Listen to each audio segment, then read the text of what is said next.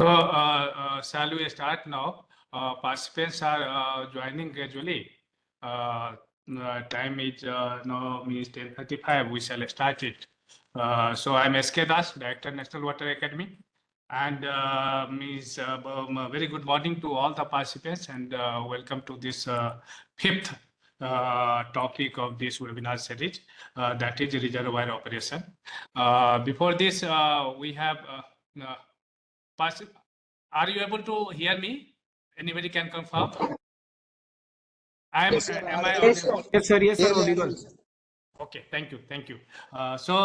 Means before this, we have covered 4 topics, and the last one was the hydrological safety review, which was delivered by Shri sir, Chief Indian Central Water Commission. That topic was also very interesting. Today, we will cover this reservoir operation. That is very important and complex topics also. This reservoir operation, this topic will be delivered by our former chief engineer, Shri Rishi Srivastava sir. Hello. Sir, there is echo, sir. Please stop it. Okay. Echo is happening. So we are trying from here to correct it.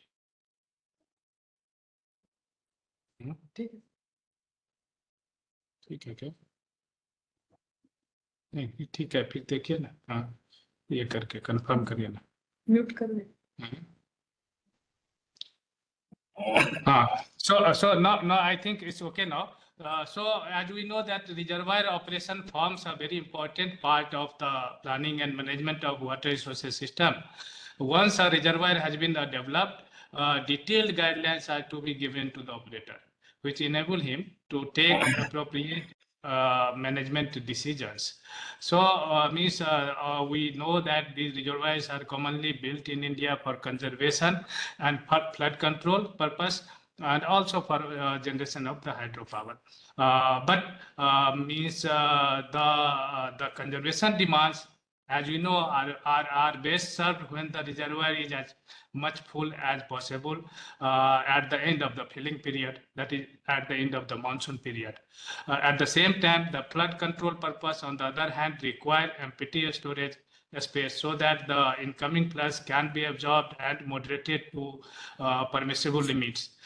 In this way, there is a conflict between the two purposes, and other means different purposes for which reservoirs are being served. So in terms of storage requirement, all these are resolved by proper operation of the reservoirs. This is very important topic. This topic will be delivered by Rishi Srivastava sir.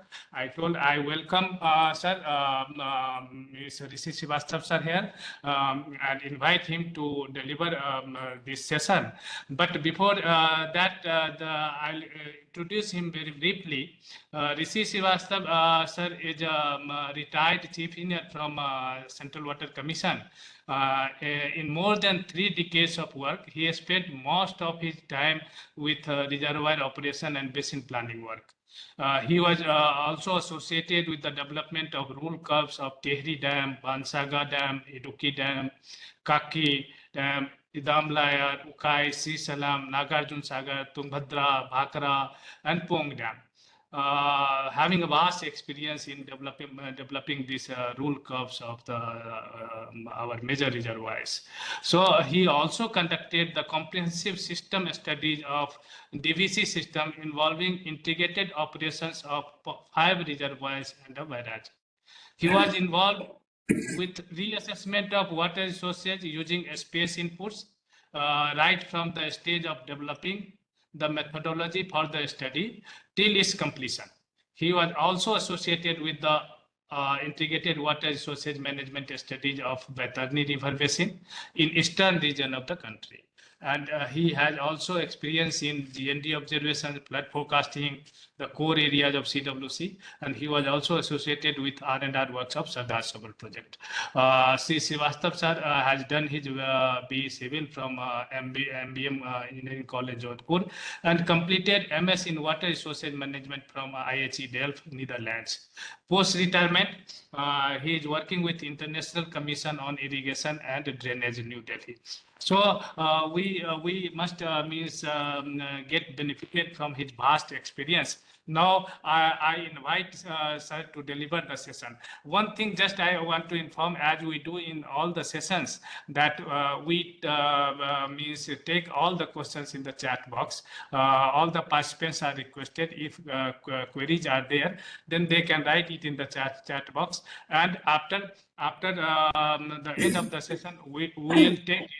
Sir will take it, all the questions, but it's not so hard and fast. If any important questions to be raised, then participants are always welcome to raise the question that is required to be answered at that moment only.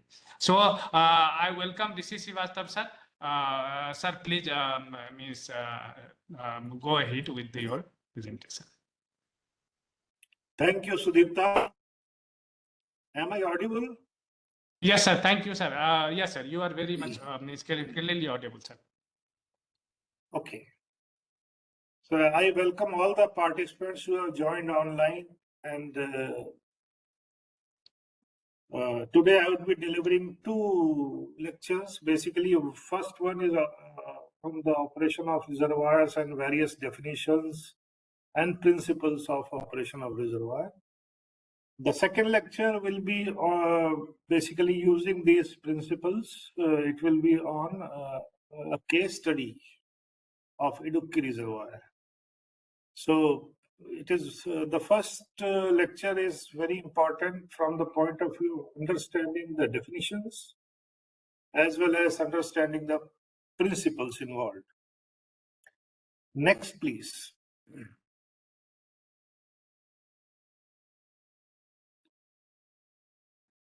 Now, types of reservoirs. As you can see the slide, there are three types of reservoirs. First is single purpose reservoir. Single purpose reservoirs are those reservoirs which are designed only to serve one purpose. For example, a reservoir can be a single purpose reservoir only to serve flood control. Okay. And then nothing beyond flood control is expected from the reservoir. Right? So in this case, if the single purpose reservoir is for flood control, then the reservoir has to be kept empty to accommodate the incoming flood. And as soon as the flood wave is over, then the water is to be released gradually and it has to be emptied again for accommodating the next flood, if any. However, if a single purpose reservoir is for, say, generating hydropower or other conservation benefits like irrigation, etc.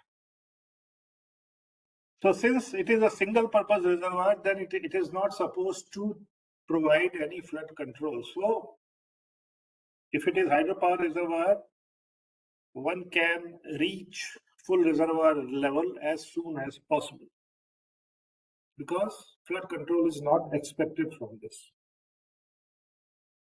Now, multi-purpose reservoirs. Okay, I'll first explain single purpose reservoir. For example, say in USA, there are around 2,000 reservoirs, single purpose reservoirs, only to serve flood control purpose. But in India, we are not as abundant as USA is in terms of land availability. Our population densities are more, land is less. So we have to basically, we are not as rich as USA. So when we construct a reservoir, then we expect that reservoir will give me some flood control also and it will serve other benefits also, irrigation, drinking water, hydropower, all those things. So in India, the reservoirs are mainly multi-purpose reservoirs because they are serving more than one purpose at a time. And then the third category can be system of reservoirs. Sudipta, while introducing me, gave me the example of DVC system. So DVC system has 5 reservoirs and a barrage. So when there are such systems where there are multiple reservoirs, then we have to see the system in totality.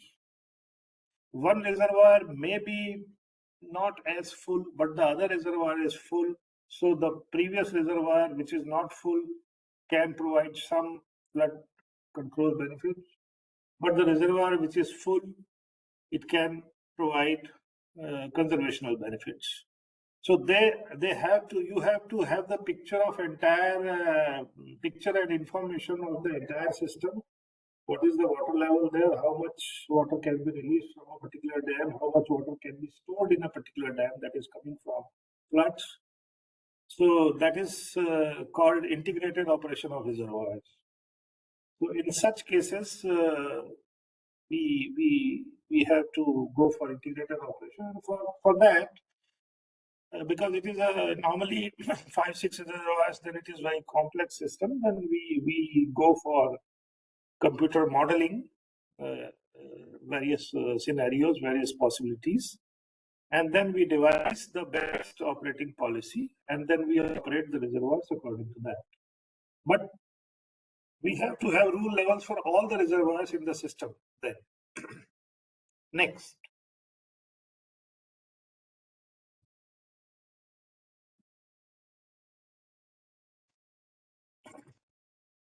Now, these are common terms in reservoir operation. There is a figure below. The first one is flood control storage. Flood control storage is above FRL, right? FRL to MWL, it is flood control storage. Some people call it as surcharge storage or whatever.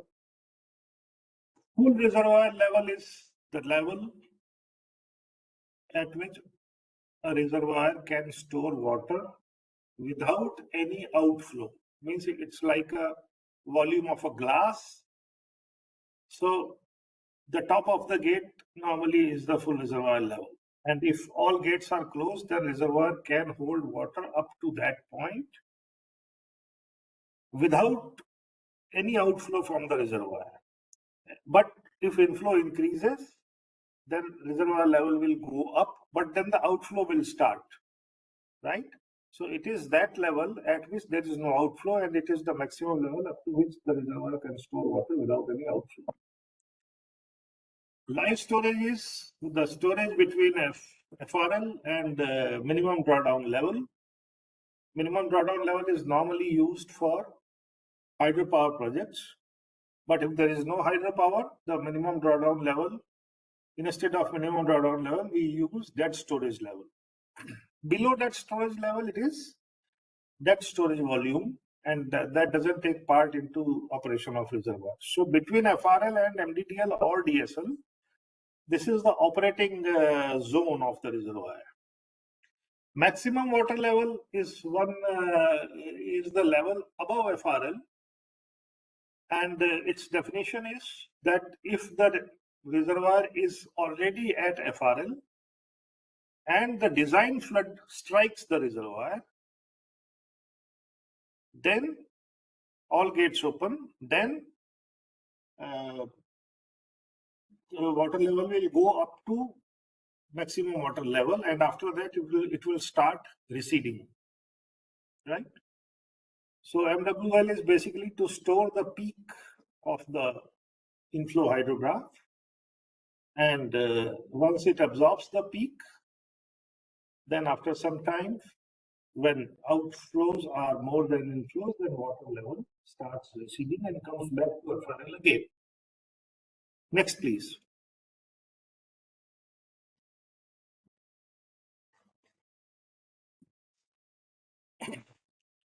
Carryover storage is that storage which we intentionally leave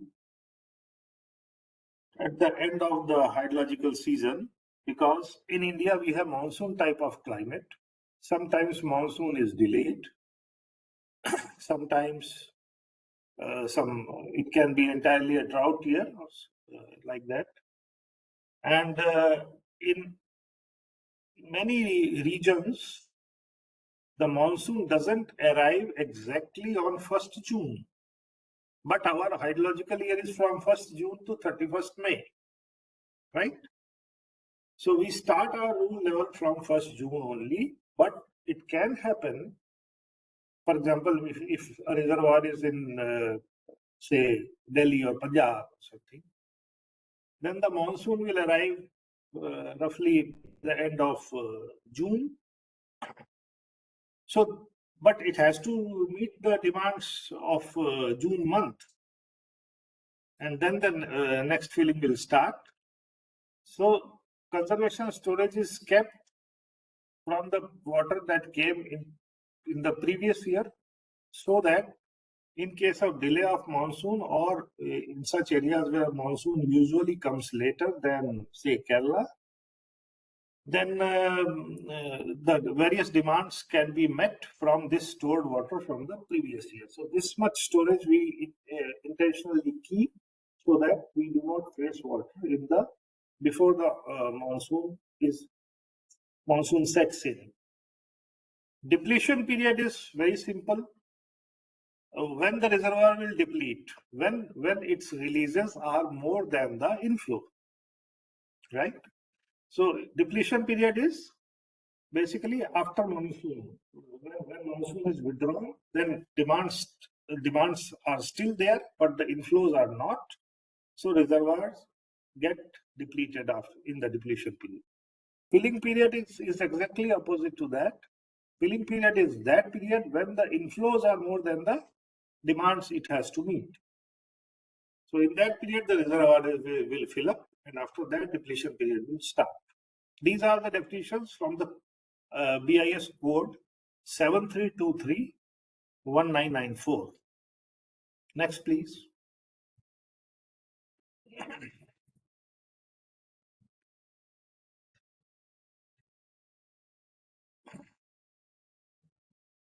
What is design flood?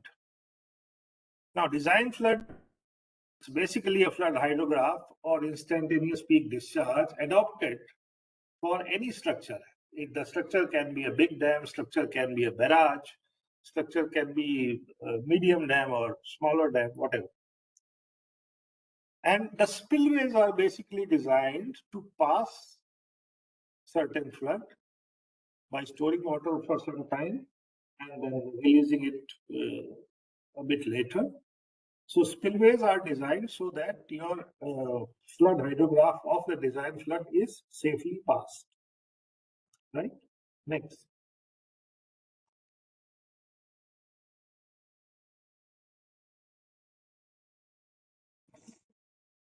Now, this corresponds to maximum tolerable risk the project can sustain without substantial damage to the components as well as people and property downstream. And design flood can be exceeded. For example, a dam that may have been designed in, say, 1940, 1950, and the design flood was calculated based on the data available that time. Now, in 50 years of time, the hydrology has changed, the climate change is there, you have sudden floods. So anything can happen. So it's very much possible that design flood that was assumed 50 years before are now exceeded. So in that case, we have now we have a spillway also designed 50 years back. So now to accommodate the new design flood, either there are two possibilities. Either you have to increase the width of the spillway, or if that is not possible, then you have to control the design flood by way of reservoir operation. Right? For example, I give a simile that if a road is designed for, say, a certain volume of traffic, now a particular intersection has started experiencing a traffic jam. That is quite often nowadays with population increase. Then what do the authorities do? Either they widen the road. Widen the road is parallel to like increasing the width of the spillway. Or if that is not possible, then what they do? They construct a flyover over that area where this jam takes place. So constructing a flyover is like you are shifting the traffic to vertically above the jam where it is occurring. So that is parallel to reservoir operation, that you hold that water for some time, you hold that water above FRL and MWL. And when the traffic situation eases out, then that water is released. Next.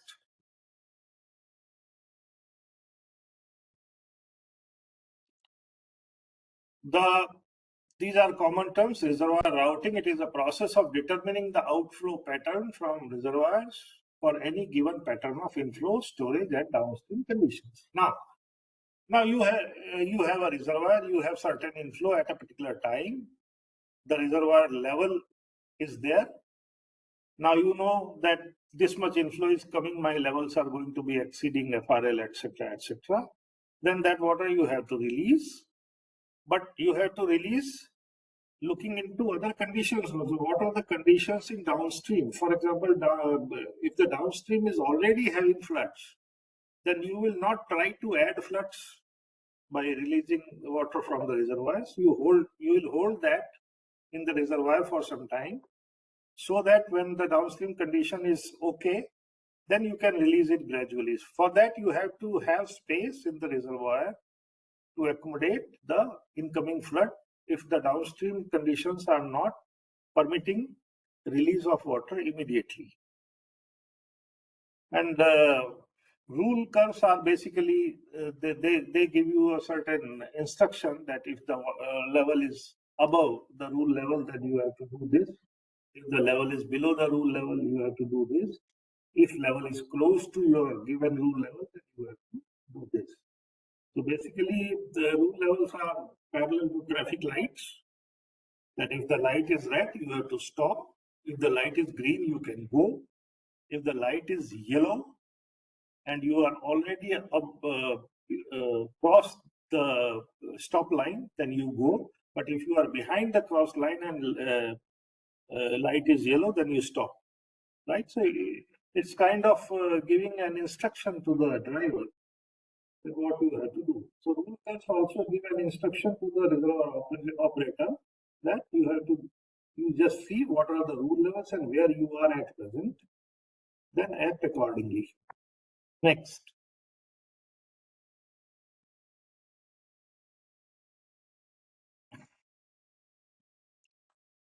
Now, principle of operation of single purpose reservoir. Now, I was telling that there are reservoirs in USA who are single purpose and for flood control.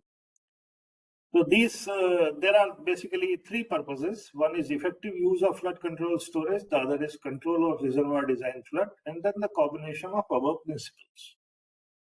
Now, effective use of flood control storage, what does it mean? It means that suppose a flood wave number 1 has come.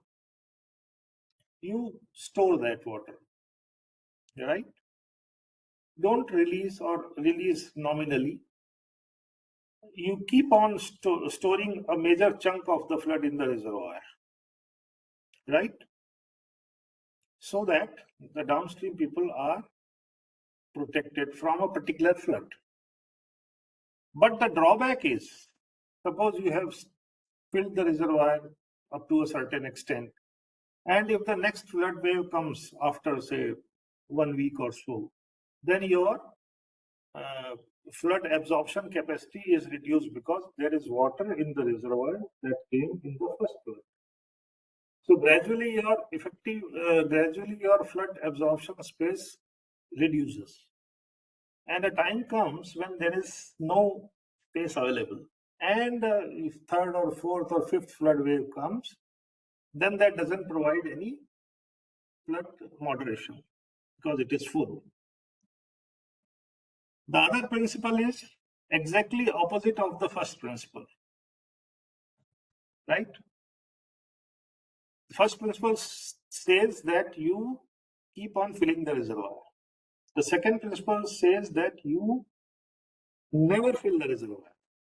Whatever flood comes, you release it. First flood, you release it. Second flood, you release it. Third flood, you release it. You always keep the reservoir empty so that if a design flood comes, that can be accommodated in the reservoir. Now, this also has a drawback that people living downstream, they would start saying that we don't know, you are releasing every flood downstream just to keep the reservoir empty, and no such design flood came, but you flooded us with each and every flood wave, right? So the third principle the BIS code says is combining these two principles. That first you adopt the first principle, that is effective use of flood control storage. You keep on filling the reservoir. You give relief to the downstream people by absorbing the flood in the reservoir. But when you get a flood forecast warning that something very close to design flood or the design flood is about to come, then you switch to the second principle. You just release whatever water is there in the reservoir as soon as you get the flood information, and make the space available in the reservoir so that it can accommodate the design flood, because the first aim is to save the structure. The second is, in case of design flood, the first this thing is to save the structure. And if it is less than design flood, then the first can be to save the people also, right? So as soon as you get the information that the flood that is coming is of the size of design flood, you empty the reservoir and follow the second principle, and like that. So it's combining two principles. Next.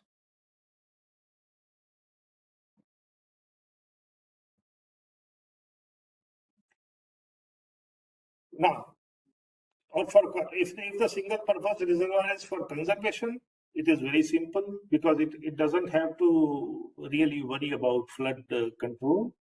You can just fill up the reservoir at the first opportunity and then go ahead. It's very simple. Next.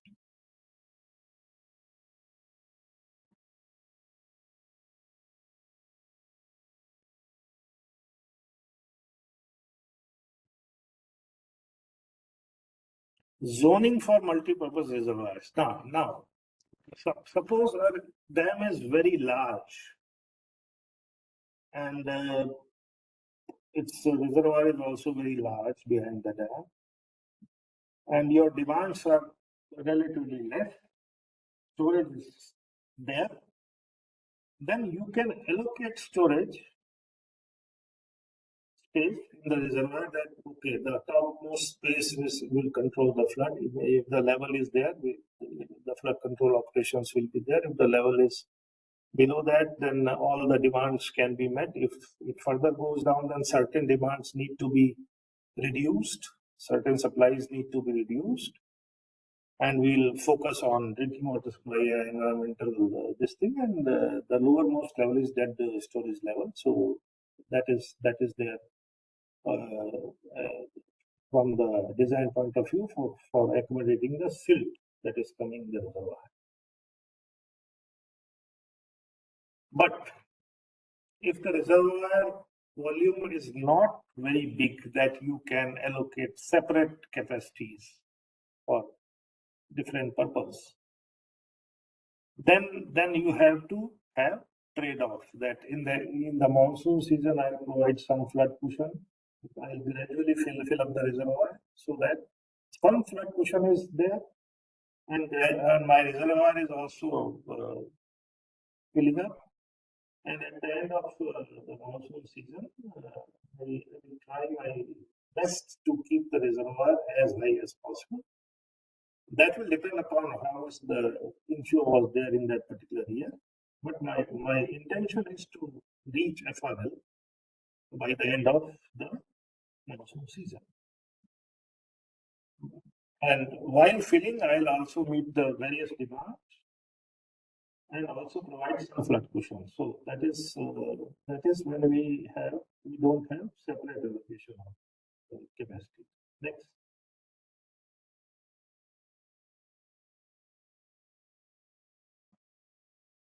Yeah, separate allocation, I told that the reservoir is very big and then you can allocate the volumes to different purposes and that is no problem. The problem is when the reservoir capacity is lesser and you have to basically meet various purposes at the same time, then we adopt this joint use that the same space was earlier providing me the flood cushion and now the same space is providing me the conservational benefits after some. Yes.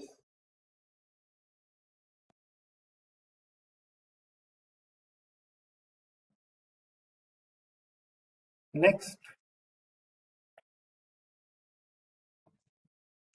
System of reservoirs, I already told in the definition itself that we have to have information on all the reservoirs. What is the present water level? What is the present inflow and the anticipated inflow in all the reservoirs? And what are the downstream conditions in all the reservoirs? And then we make plans that, okay, withdrawal will be from this reservoir, flood control will be from this reservoir for that particular moment. After say 10-15 days, the situations may change. The reservoir which was empty might fill up, and the reservoir which was supplying water, it may have some space. So you have to be basically in the dynamic mode every time, and you have to simulate what are the conditions there, and then decide operation. That is done by integrating all the information from all the reservoirs. Next.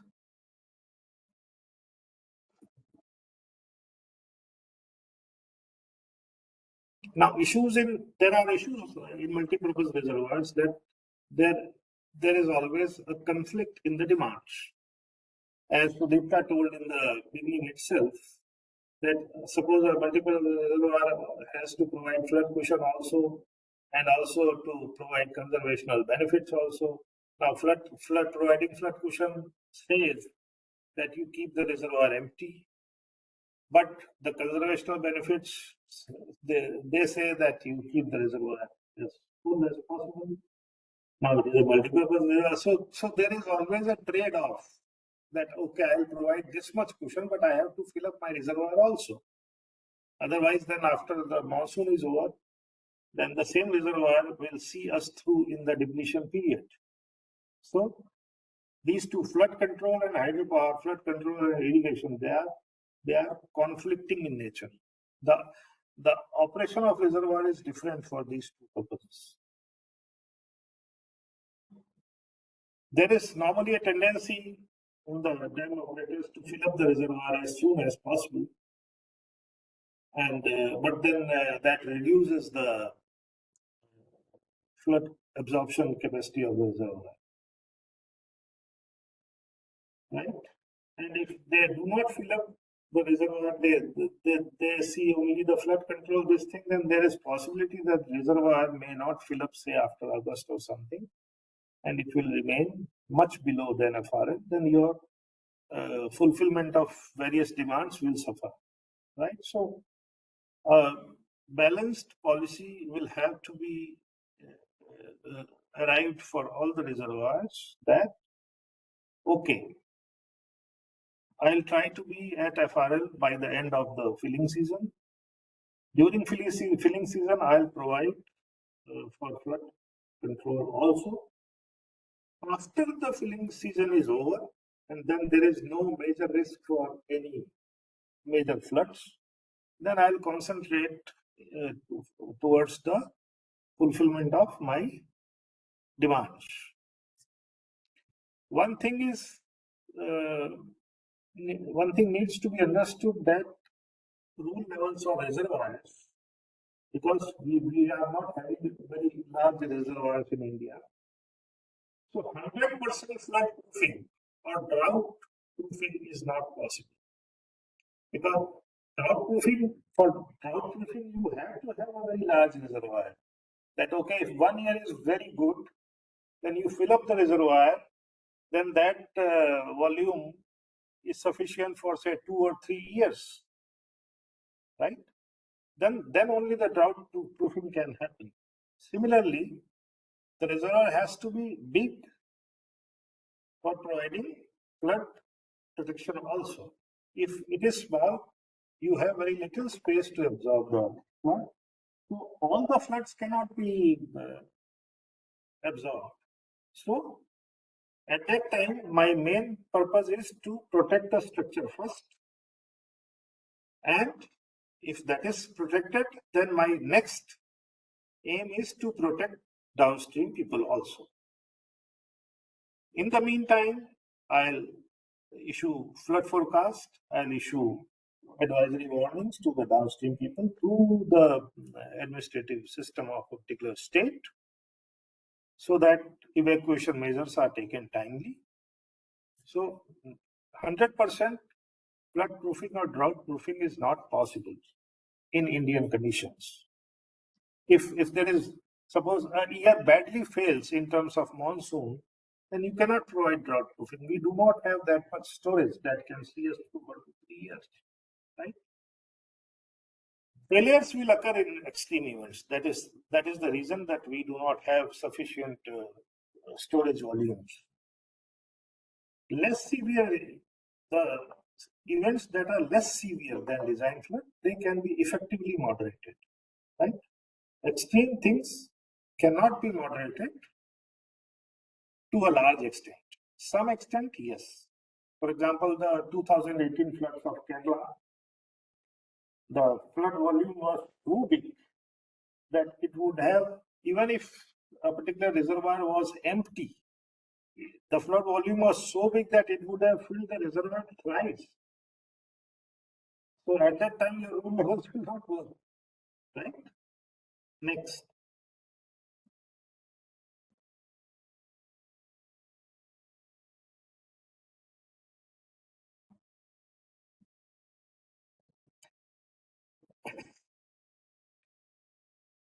Now, these are the terms used in multi-purpose reservoirs. That lower rule levels are generally for our conservational benefits, right? That my reservoir level should not go below that rule level as far as possible, because it will go if the particular year is very bad, right? But at least we have a rule level that will tell us that my reservoir levels are consistently below the rule level I provided. So I have to ultimately cut some supplies so that I'm close to lower rule levels. Upper rule levels are provided for floods. Means you should not be above the upper rule level at any point of time before start of the any flood wave, right? So if you are at upper rule level and a flood comes, then that will be absorbed safely. If you are already above the upper rule level for some reason or for the greed, then you are having a lesser flood cushion, right? So at the start of the flood, you should be below, either at or below the upper rule levels, right? So that you have the capacity to absorb the flood. During the flood wave, when the flood has struck the reservoir, then obviously your levels will go up the upper rule level during the flood wave. It can go up to MWL, and then you have to come back again on the upper rule, right? You also have to see the probability of reservoir attaining FRL. So you are filling the reservoir at a particular rate. So the rate should be such that in most of the years, you are able to attain the FRL. You will not be able to attain the FRL in very bad years, and you cannot help. But most of the times, your effort should be directed towards reaching FRL as far as possible towards the end of monsoon season. This kind of data is needed 10 daily or monthly inflow series for 30 to 35 years. 10 daily or monthly in volumetric terms, and million cubic meter is fine. Then you also need to have 10 daily or monthly demands, various demands. What is hydropower demand? What is irrigation demand? What is industrial demand? What is drinking water demand? What is environmental demand? All these demands you should have. And then the inflow series is the first bullet is inflow. This much water is coming, this much I have to meet. I have a storage. Storage means you should have updated elevation area capacity tables. A reservoir may have been constructed 40 years ago, and after siltation, its elevation capacity table might have changed. So a regular siltation survey has to be conducted so that at least you know by the reservoir level that how much volume of water you have in the reservoir, not the volume of water plus sand, right? So you have to have the updated area capacity curve, and it is normally said that at least 5 years or 10 years you should have the capacity survey done, either through remote sensing or through hydrographic surveys, and obtain the area capacity tables. It will help the reservoir operator to assess how much water is there at a particular level. You should also have your control levels, that is crest level, FRL, MDDL, they will, and maximum water level, they will decide your mean levels, right? Then you should also have spillway rating curve, that at a particular level, what can be the spillway discharge. You also should have system schematic. System schematic means that if you are having a multi-reservoir system, then there will be many channels of flow. So, how the water is flowing and how the water is reaching from various channels in the reservoir, and then what are the various channels coming out of the reservoir to serve various purposes. So this schematic you should have. Then only understanding of the system will develop. There can be water allocations also. For example, multi-state river basin is there, and every state may have certain water allocations, so you have to honor that also.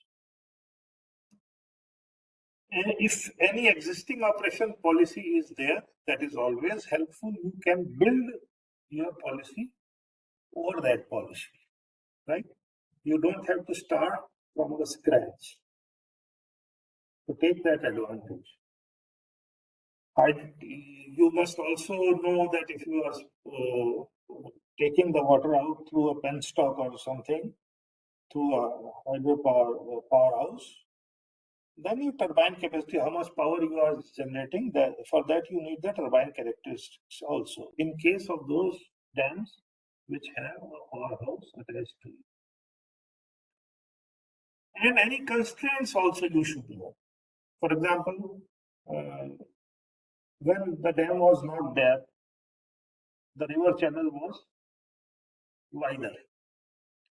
When dam came up 40 years ago, then obviously it is providing flood benefits to the people. Then people start feeling that now this much river width is not needed, and they start selling the flood zones for other purposes, for building houses, building resorts, etc. So your river carrying capacity gradually reduces. So earlier, suppose it may be 12 lakh cusecs, and 30 years down, it may be 7 or 8 years. So that constraint is now there. So your operation will now depend upon the present channel capacity, right? Next.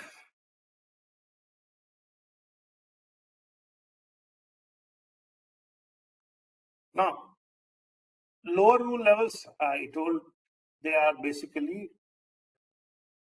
formulated to provide you conservational benefits.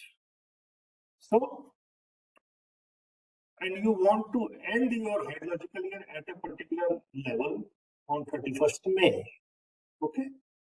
And that level will be your MDDL plus the carryover storage, because carryover storage you are providing for the next year if the monsoon is delayed, okay? So you want to end your reservoir at that level. Then what should be the reservoir level one time step before that? If you see, if you want to end your reservoir at storage at time t, okay? So what should be storage at time t minus 1?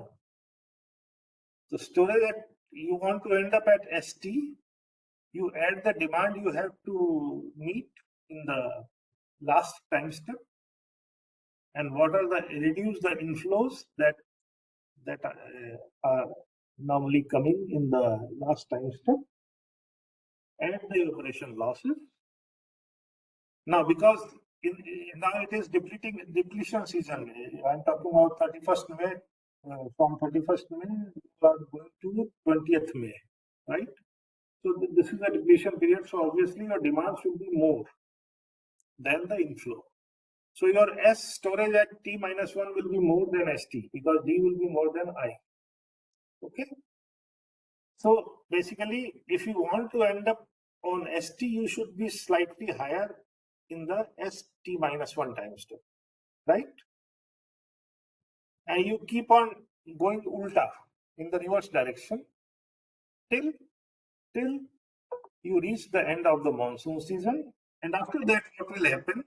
Your I will be more than D.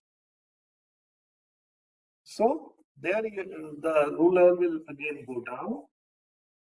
Going down means you are now providing the flood cushion in the filling season, right? I'll show you the diagram next. Next, please.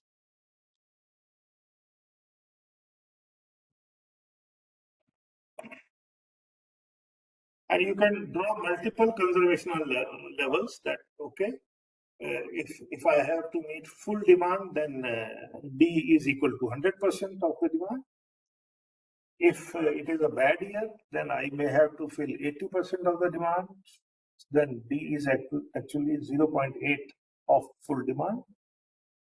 Like that, you can have multiple levels so that in a particular year, when you see where you are, then you can know that, okay, this particular year seems to be normal. So I am very close to the normal rule level, normal lower rule level. So I can proceed as I intended. But if your level is much below than that, then you see where you are. You are either you are on 80% or 60% or 50%.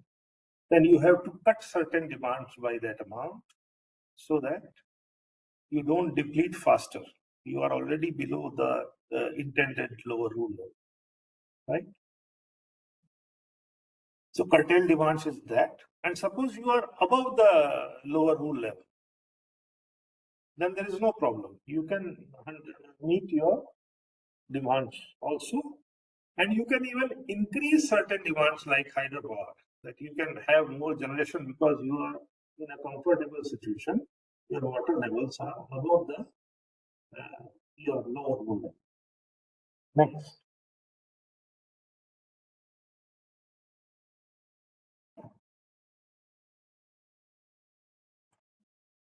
Upper rule level. Mainly two criteria are taken. Probability of reaching FRL. My aim is to reach the FRL towards the end of the monsoon season and reach FRL as late as possible. Because if you are reaching as early as possible, then you are not providing flood cushion. Okay? So as late as possible, but try to reach FRL most of the times. These two things you have to take into account. Right? This I told that reservoir should not be above the upper rule level at the time of impingement of flood wave. During when the flood has struck, then levels can go up. But before the flood has come, you should be either on the upper rule level or below that. The reservoir may cross upper rule level during routing of flood wave. That is possible.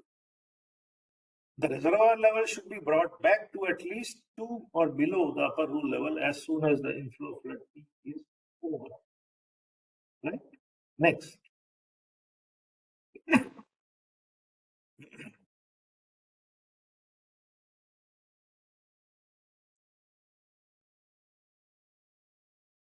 Next, please.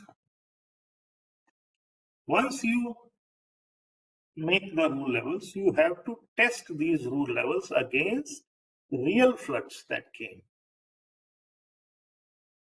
And you test both upper as well as lower rule levels. Lower rule levels from the point of view of how many times you are successfully able to meet 100% of the demands. Upper rule levels, you have to test that how much flood moderation benefits you could provide. Right? If necessary, tweak these rule levels. Right?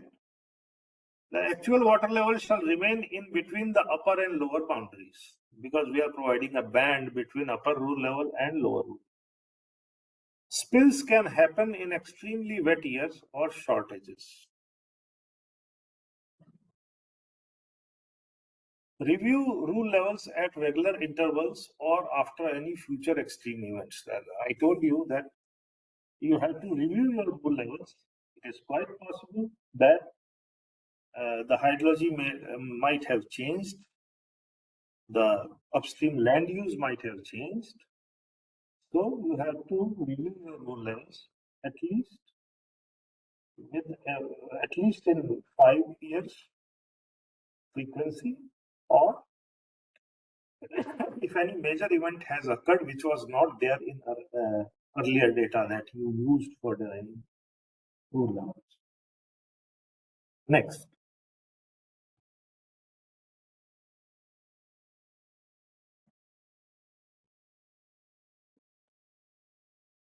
Now, this is a rule level of reservoir. Now you can see the topmost line, that is blue colored line, is your maximum water level.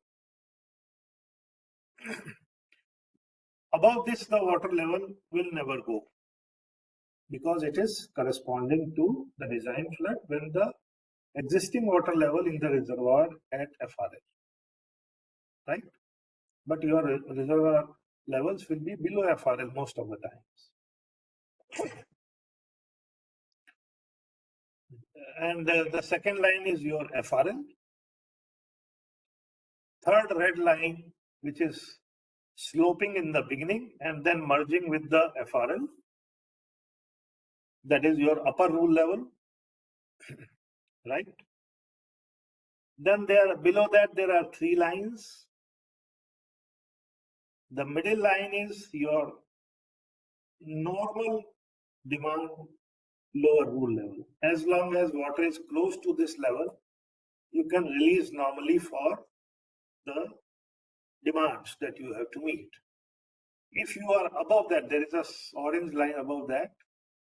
If you are above that, then you are in a comfortable position. You are above your normal lower rule level. You can even increase your hydropower generation during that period. Okay. But if you are below that blue line, if you are below that, there is another line, and there can be several other lines below that. So if you are close to this line, this particular case, then you have to cut your demands by 20%. There can be one more line below that, say 40%. If you are close to that line, then you have to cut the moment you are there, you have to cut your supplies by 40%. And you end up on 31st May, all these rule levels, they end up on for 31st May at a point which is your MDTL plus your carryover storage. Now this storage between MDTL, the lowermost horizontal line is your MDTL, and all these rule levels are ending at a particular point. The space between the storage between these two levels is your conservation, is your carryover storage. This storage will be useful for next year in case of delay in monsoon, right? So this space should ideally be equal to your demands to be met in initial time steps of next year and up to the date which is your normal date of arrival plus something extra. So if it is delayed, then this volume should be equal to that. Next.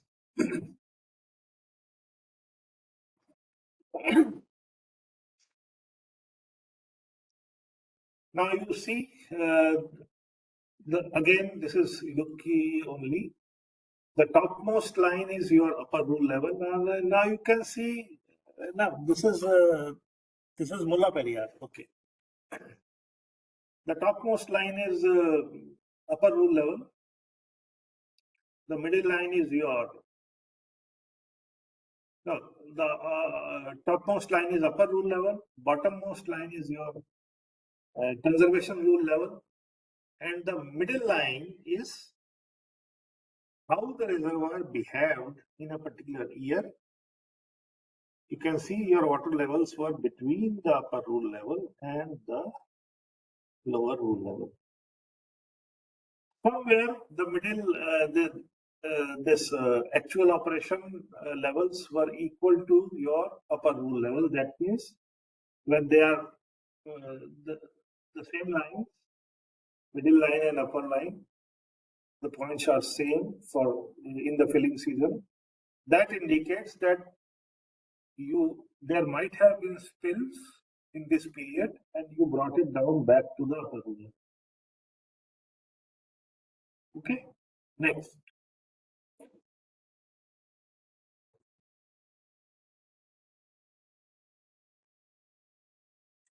Conclusions. I have told in the beginning itself that rule levels are an effective way to moderate the impacts of floods or drought. I am using the word moderate.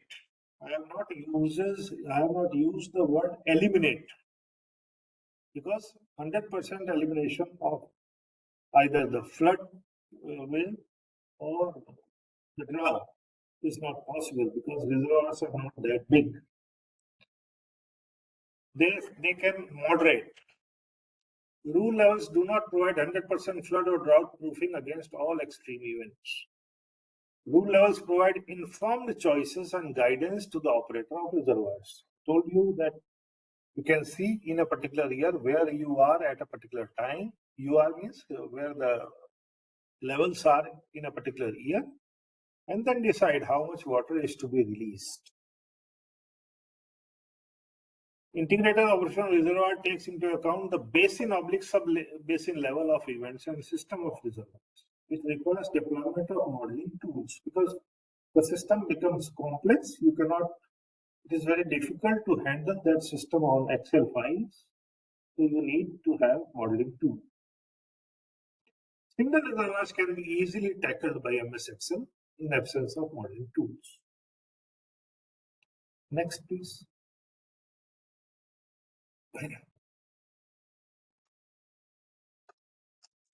Now I'll see the specific questions in the chat.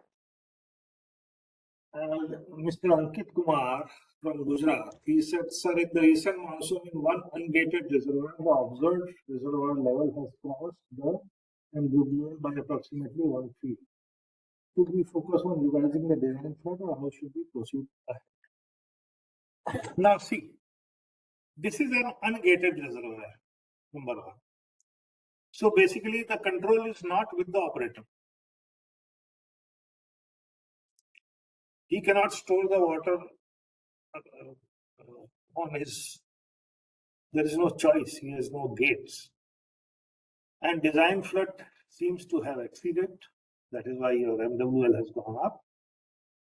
So in that case, you have to either increase the width of the spill portion of that, or else in the upstream you can construct a smaller reservoir if locations permit.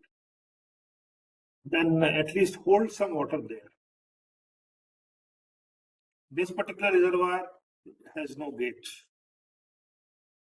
So either you hold up water somewhere in the upstream, or else you increase the size of spillway portion.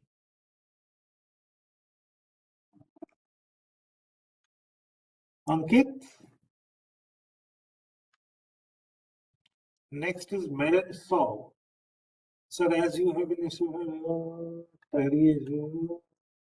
how will you develop the rule for these depths and which software do you use? Now, Idukki and Tehri, they are basically are not part of system of reservoirs. So, because they are big reservoirs, other reservoirs are not as big. So, ideally, if there are 2, 3, 4 reservoirs, one should have gone for operation of system of reservoirs. But in this case, Tehri, because at that time there was nothing on that stream, Agirathi, but only Tehri was to be constructed. So at that time, Tehri was a single purpose reservoir. So yes, I handled it on MS Excel. I did not use any model. Same way for Idukki also. But for Idukki, I had good data because the reservoir was existing. All the levels were known to me. All the inflows were known to me. What happened in the past was known to me. So, but that was also done on Excel files. Otherwise, if somebody wants to use software, there are many software. If you are going for flood operation, then you can use reversing software is there, and your heck resim is there. But they do for both flood as well as conservation. So first you derive your lower level from conservation point of view, and then you derive your upper rule level. Just see how many times the reservoir reaches the FRA, and then you stop your upper rule level there.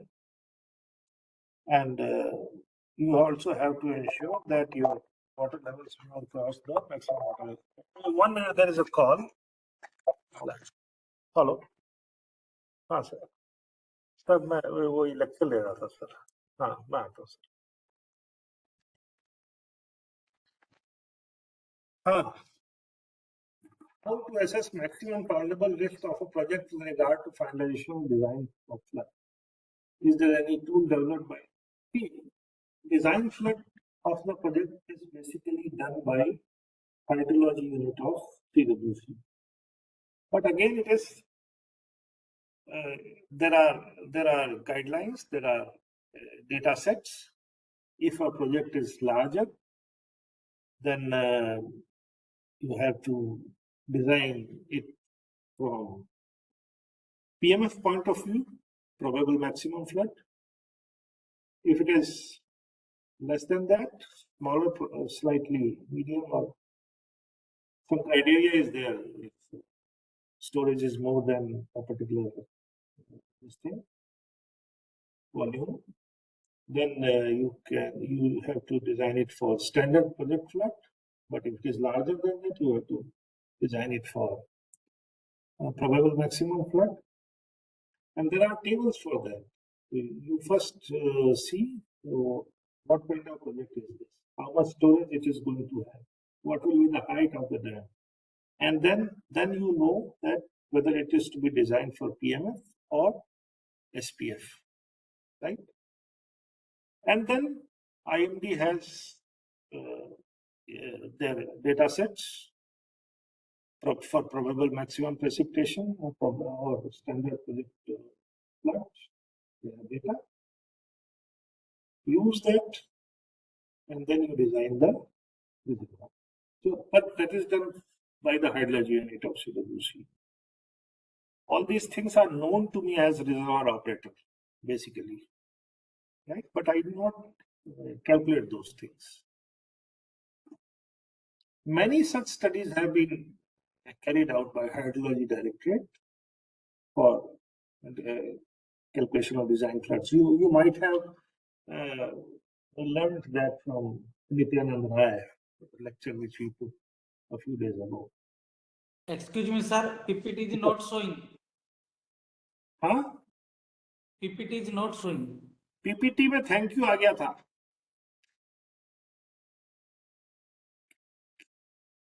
You want to refer to some slide? Sir, slide, sir. Sudipta, can you load the presentation again?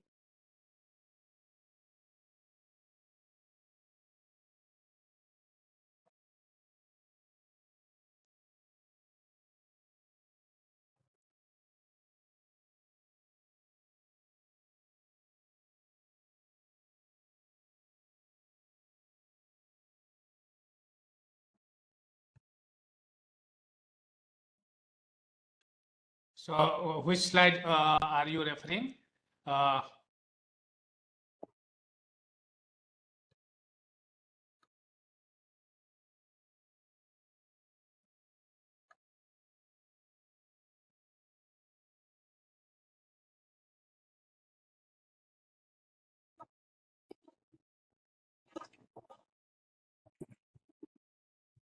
There is a third question by Mr. ABC. If the upper rule level on 20th July is 2377.95 and on 31st July is 2380.58, the reservoir level on 31st July is 2378.05. There is no forecast in the basin from 20th to 27th July as per the IMD, but SDMA but SDMA compelled the dam owner to spill the reservoir and maintain the level as 237 to 131st July. The dam owner did not follow the direction of SDMA, saying that he shall observe the real-time flow and judicially operate the reservoir considering the space between. See, ideally, now 2377.95 was for 20th July. Okay, and 2380.58 was for 31st July. So basically on 21st July, he can be slightly above 2377.8. You have to interpolate in between these days, right? So, and if there is no rainfall warning, then even then he cannot be above the rule level even for 21st July, not 20th July. 21st July, because the date is 21st July. Then you have to interpolate that. So 21st July, he has to be there. He cannot be above that. Okay? Because you may never know. The forecast is only for 7 days. You have to have space. So suppose after 8th day the flood comes, 10th day the flood comes, you have to have space in the river. And it is only the July month. August is a larger probable month for floods, right? So if you, but he was not very far off from the rule level. So 2377.95 is also 2378 close, and he was at 21st July. He was 2378. So there is no difference between 2378.05 and 2377.95 basically, because you have moved 1 day ahead. So I think the dam owner is right, and because one day has passed and there is no this thing, but he cannot go above this, right? Next is again by ABC. If one proposed to provide only dynamic flood cushion, the reservoir flood with what written period is to be considered to check the efficiency of operation. Whether the reservoir is expected to handle 120. See, now this question is reservoirs can handle your SPF or PMF, the floods for which they have been designed. 1 in 25 year, 1 in 50 year, 1 in 100-year return period floods are much less than your PMF or SPF. So, as far as moderation is concerned, yes, these are, if it is on upper rule level, and which is upper rule is below the FRL during the filling season, so obviously they will provide flood moderation easily.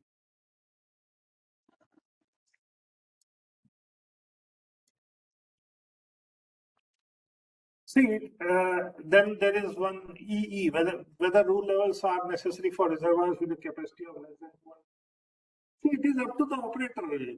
If he is not facing any problem and downstream people are not facing any problem, then because reservoir is too small, then rule levels are basically they will not work for flood moderation much. So basically, such kind of reservoirs are used only for conservational benefits. So at least for conservation purpose, they can draw the rule levels. Flood cushion not expected to from such small reservoir. Whether formation rules are required for the reservoir catering daily demand of power generation acting as daily. If you want to use daily this thing, normally we give rule levels from a 10 daily point of view. But in between those dates, you can always interpolate your rule levels. I answer to this. It would be helpful if an Excel worksheet for preparation of rule curves for single purpose reservoir be provided with solved examples only and out. I will provide this to Sudipto either today or by tomorrow. Right? Okay, sir. Okay, sir. I will share it, sir, in mail to all the participants. SEC PPSP is rule required for pump storage. No, not needed.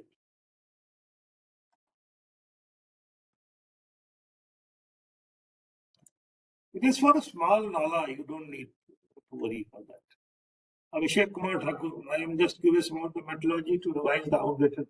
Methodology will remain the same, only the data will change. Okay? ABC, is there any criteria specifying minimum water spread of the reservoir for which evaporation loss is to be accounted in mass balance equation? Is there any criteria specifying minimum water spread of the reservoir for which rules for which accounted rules are already there for or reservoir? This revision is required for rule is so and so on. See, I told you that revisions are required because in 5 years of time, your capacity might have reduced. And that you can know only after doing the capacity surveys. So, in such cases, your rule levels need to be revised. Number 2, any changes in downstream, the river carrying capacity may get reduced. You may have to do that. Any increase in the design flood can also necessitate the revision of rule curve. And your first part of that was, is there any criteria specifying minimum water spread of the reservoir for which evaporation loss is to be? Evaporation loss is to be accounted for every level. You have water spread area, you have evaporation rates available. There is a CWC publication evaporation loss in reservoirs or something. It is available on CWC website. So you have evaporation rates. You have reservoir area at different levels. So between FRL and MDDL or DSL, you have to have that.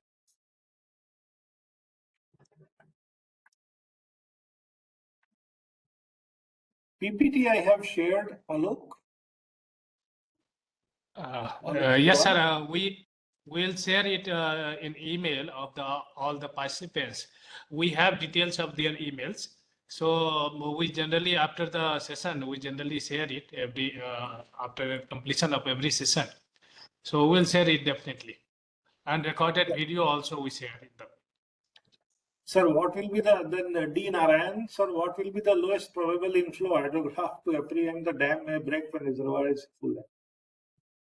This question I am not able to understand because your dam is designed for the design flood.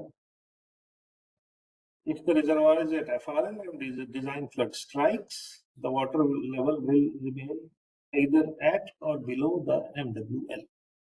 Theoretically, up to this point, your dam is safe. But you provide rule levels, yes, primarily for your dam safety, but also for providing relief to the downstream people. So if you can reduce the floods, it is good for people also. Your dam is safe, even if the dam is at FRL and design flood strikes. The condition of the dam needs to be evaluated by your dam safety teams. And if anything they say that you cannot fill up the reservoir up to this level, then your upper level will have to be brought down to that level. Is there any guidelines for preparing rule curves for specified large dams based on reservoir capacity, or whether rule curve is required for all dams in a See, ideally, rule curves are required for all the dams, because if not necessarily for flood control, but for conservation benefits, yes, you have to have. And guidelines, I'll share the Excel sheets that is based upon the BIS code. BIS code I have mentioned 7323 colon 1994. There are guidelines. You will find material there. You will get my Excel sheet also. So what is tweak rule level as mentioned? Tweak means you change. Means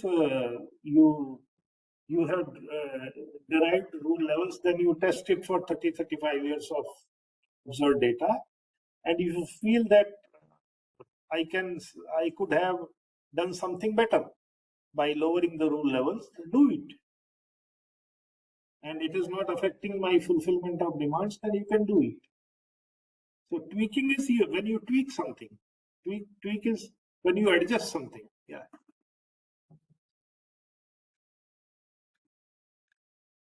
I think all the questions in the chat box are over. And how long? Yes, sir. Yes, sir. How long Yes, is sir. the break? How long is the break? Sir, means if we proceed, then will not take any break. We'll complete it in half an hour. That will be better. If you need some break, then it's okay, sir. It is 11:53. Okay, sir. We meet at 12 o'clock again because Okay, Pandya sir is calling me for some work. Okay. Okay, Right? sir. So I'll come in 7 minutes. Meanwhile you share. You already shared. No problem. Thank you. Yes, sir. So Yes, sir. I'll come in Okay, 7 sir. Okay, sir.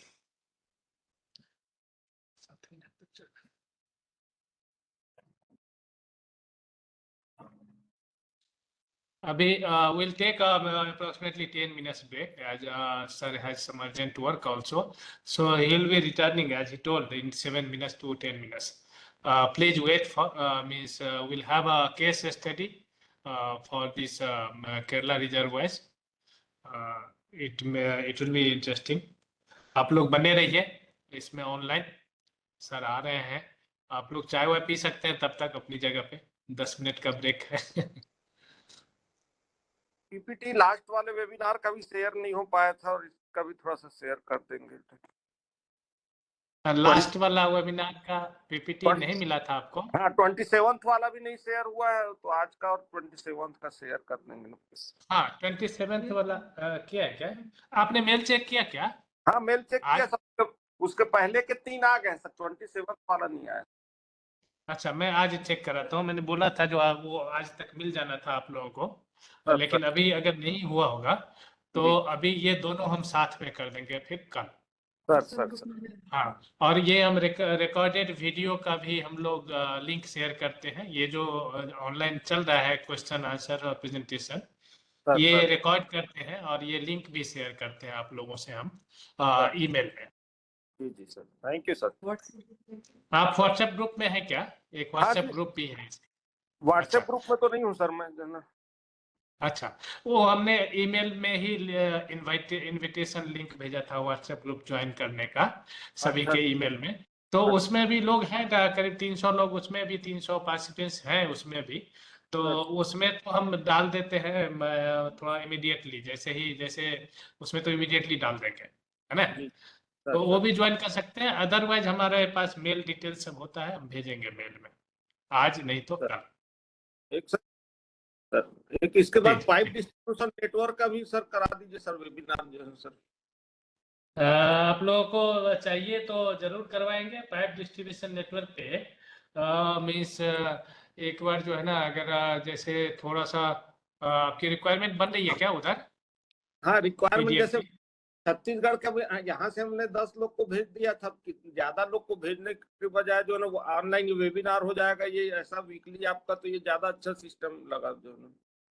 जी जी जी जी, इसमें जो है ना, इसमें थोड़ा सा outreach ज्यादा हो जाता है हमारा। और कई बार जो है ना, मतलब लोग एंगेज भी रहते हैं अपनी जगह पे, तो मैं देखता हूँ, उसका भी प्लान करता हूँ सर। पीडीएन का।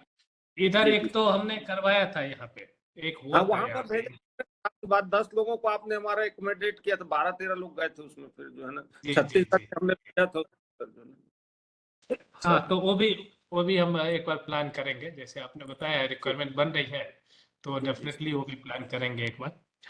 सर। जी, thank you sir. Thank you.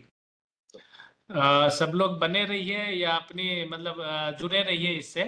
भले ही आप 10 मिनट का हम लोग ब्रेक ले रहे हैं, थोड़ा का सर का अर्जेंट आ गया था, otherwise generally we don't take any break in between, और हम कंटिन्यू कर लेते हैं नॉर्मली। लास्ट 4 का आप लोग थोड़ा एक्सपीरियंस बताइए। जो 4 तो अभी हमें पिछले महीने तक तो 4 टॉपिक्स हमने कवर किया है। थोड़ा सा आप लोग अपना एक्सपीरियंस कोई कोई शेयर करेंगे तो it will be means definitely beneficial for us to improve the programme.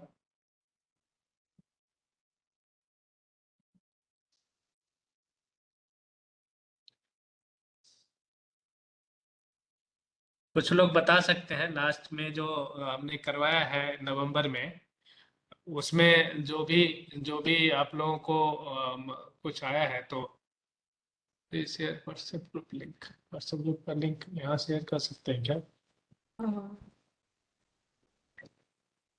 ये फिर हमने दिया था क्या? सुनीता ने दिया था मुझे। आपका ये जो वेबिनार है सर, सबसे ज्यादा फायदा हमारे ख्याल से छत्तीसगढ़ वाले इसका जो है ना एडवांटेज ले रहे हैं।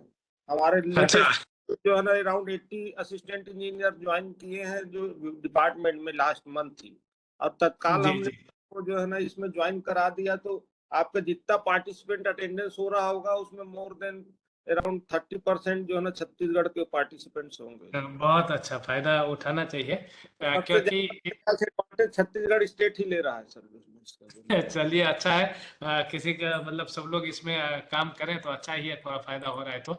एक्चुअली हमने क्या किया ना, लास्ट 1 ईयर में ये सारे टॉपिक्स पे हमने डिटेल्स में 4 days 5 days 6 days even 10 days तक का ट्रेनिंग प्रोग्राम भी करवाया है हमने। ये जो देख रहे हैं जितने भी टॉपिक्स हैं, इसमें कम ही टॉपिक छूटा है, ज्यादातर करवा दिया है लास्ट 1 ईयर में। लेकिन इन हाउस की जो अपनी एक लिमिटेशंस है हमारा रेसिडेंशियल का, उसमें बहुत ज़्यादा एकोमोडेट नहीं कर पाते हैं, तो ये थोड़ा तो डेफिनेटली इसमें लोग कहीं से भी अटेंड करके थोड़ा बेनिफिट उठा सकते हैं। ऑल दो जैसे कि यही चीज़ सब है, last time hydrological review of dam था, लास्ट टॉपिक। तो उस पे हमने यहाँ पे जो करवाया था 5 डेज में करवाया था पूरा, उसका HMS सबका प्रैक्टिस हैंड्स ऑन सब कुछ करवाया था। लेकिन ये 2 घंटे में तो पॉसिबल नहीं है ये सब चीजें यहाँ पे, है ना। और थोड़ी लिमिटेशंस वो सब तो है वेबिनार सीरीज में, बट लेकिन फिर भी एटलीस्ट सर यानी ये अच्छा यानी ट्राई है सर, इससे कम से कम वीकली हमको मात्र 2 आवर्स to 3 आवर्स में हमारा एक अच्छा ट्रेनिंग कार्यक्रम हो रहा है सर ये आपके उससे। जी जी जी, थैंक यू। अब सर आ गए हैं, और अगर सारे पार्टिसिपेंट्स रेडी हो, नंबर ऑफ पार्टिसिपेंट्स देख लीजिए। हाँ सर आ गए हैं, हम लोग स्टार्ट कर लेते हैं फिर। Sure sir sure. एक मिनट रुकना, जी एक जी minute. Ji ji.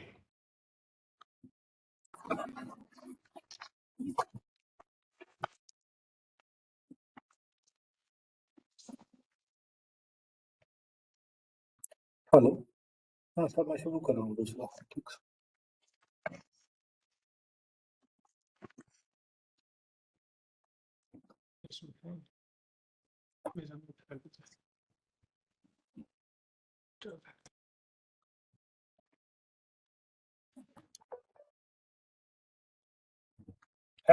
There was in the previous this thing there was one question by Mr.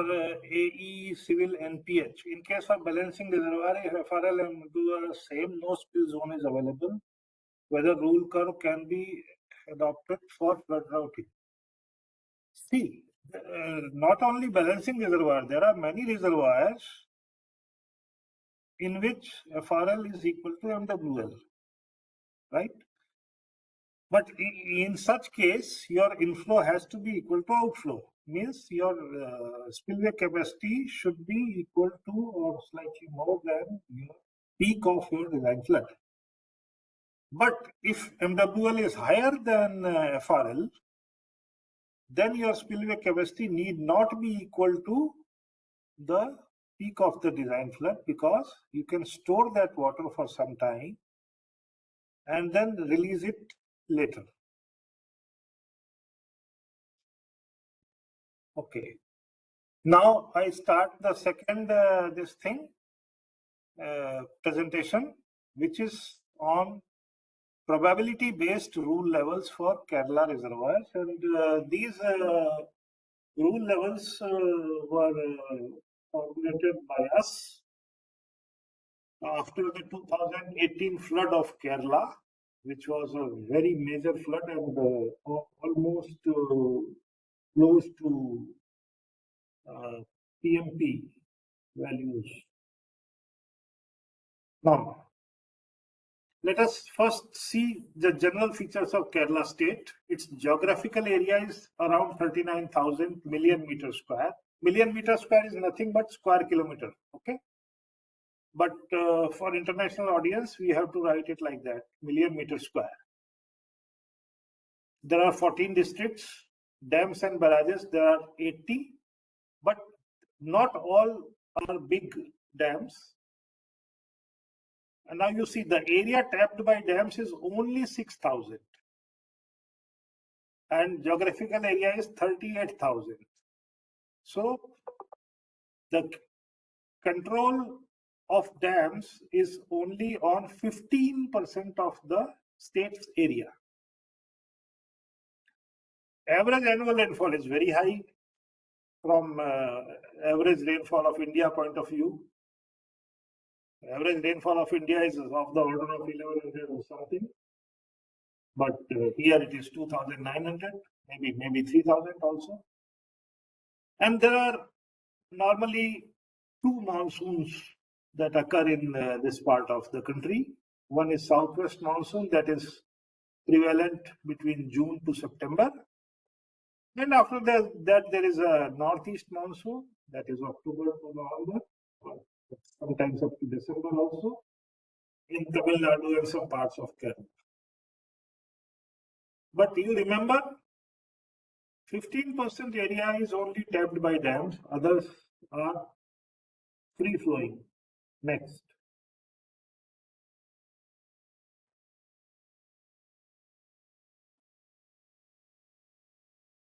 Now let us see rainfall scenario of Kerala, what happened in 2018. In June month, the normal rainfall is 649.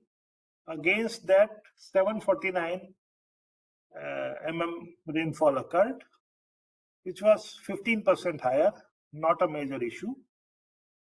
In July, 726.1 is the normal rainfall. Against that, 857 came. Again, not a major issue, but 18% higher. And so one thing can be seen by these 2 months, that the year was wetter than the normal year. Okay. Then 1st to 19th August, the normal rainfall is 287. Against that, 758 came, which is 2.64 times, that is 164% higher than the normal rainfall. So that is a substantially high rainfall that occurred in August 2018, right? And overall departure for these 3 months was 42%, but August month itself was contributing 164%. Next.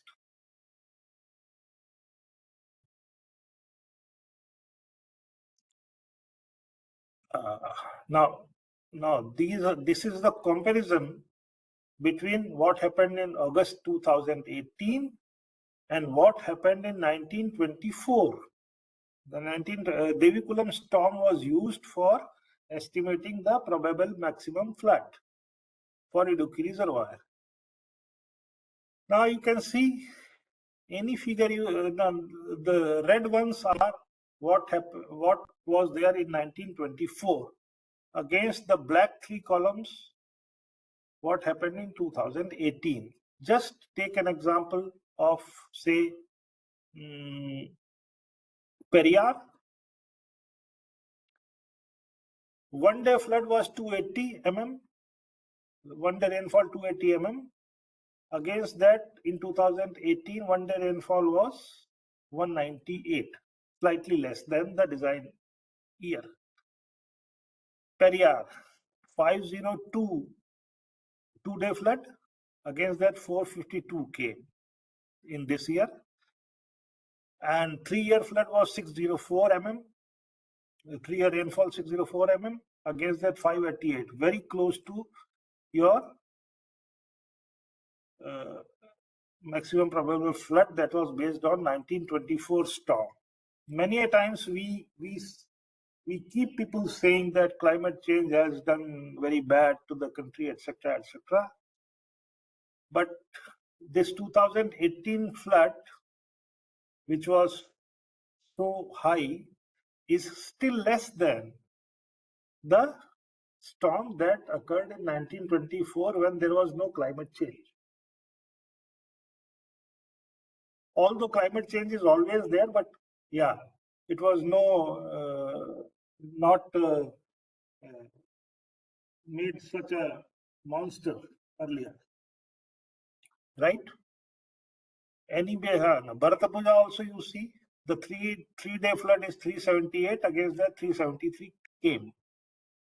Chaliyar, 598, Chaliyar was okay, normal.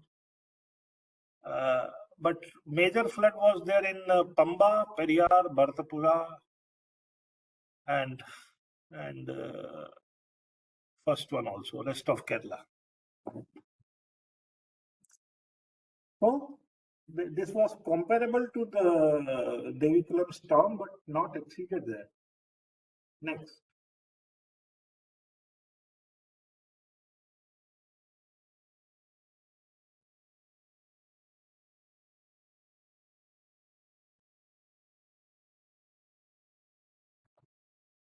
This is the rainfall and the runoff that came in various regions of Kerala, in Periyar, and below that there is a graph which is showing that on 16th August, the discharge on Nileshwaram GND site was close to 9,000 cumecs. Just remember this figure. 9,000 cumecs was discharged at Nileshwaram site, that is downstream of the dam. It is basically the terminal site of Periyar river system. 9,000 cubic was the discharge on 16th August, 16th and 17th and some 18th also, right? This figure you remember, we will discuss this. Next.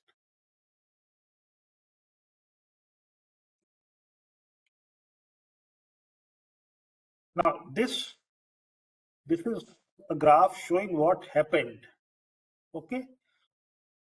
On left side y-axis, there are inflows and outflows in cubic, right? On right side of y-axis, there are levels. So when you want to read a particular graph that is for level, you read the right y-axis, and when you want to read that in cumecs, then you read the left y-axis, and the x-axis is the date. Now you see inflow is shown as green line and outflow is shown as red line, and water levels are shown as blue lines, water levels that attained in that particular year, and the topmost line is your FRL. Okay. Now you see, if you see the starting of red line, it was very close to, there was no outflow basically. Okay. But then outflow increased to around 750 or something on 10th of August. So when outflow increased, you can see the green line, the levels reduced. Okay. Then outflow was normally maintained at 500 or 600 levels, and inflows were less than that, so reservoir kept falling up to 14th of August. But you just read the level of lowest level on 14th August, that is close to 731 meter, 731 meter, yeah. This is the lowest level on 14th August, okay? And your FRL is 732.5 and lowest level is 730.5 or something. So basically only 2 meter was left for absorption of flood on 14th of August. Then you see the blue lines, the water level started, the inflows increased. They tried to increase the outflow also, but outflow was less than the inflow. So levels rose up again, and levels touched the FRL and might have crossed the FRL also, because it can go up to MWL, right? So, and in the process, if you see the blue line, the maximum inflow was 2,500 cubic, but the maximum outflow was restricted to 1,500 cubic. That means inflow was 2,500, outflow is 1,500. So dam moderated the flood by 40%. 1,000 cubic it absorbed and released only 1,500. So it provided a flood moderation even in this kind of rainfall near FRL also. And normally people criticize the engineers or dam owners that they flooded the area. They will never say that they reduced the flow release from the reservoir. Otherwise, if the reservoir was not there, that this 2,500 cubic would have passed through that location. Because of the reservoir, 1,000 was absorbed, 1,500 was maintained. So, flood moderation of 40%. But people still blame engineers or operators. And now I told you that you remember the discharge at the Nileshwaram site was 9,000 cubics.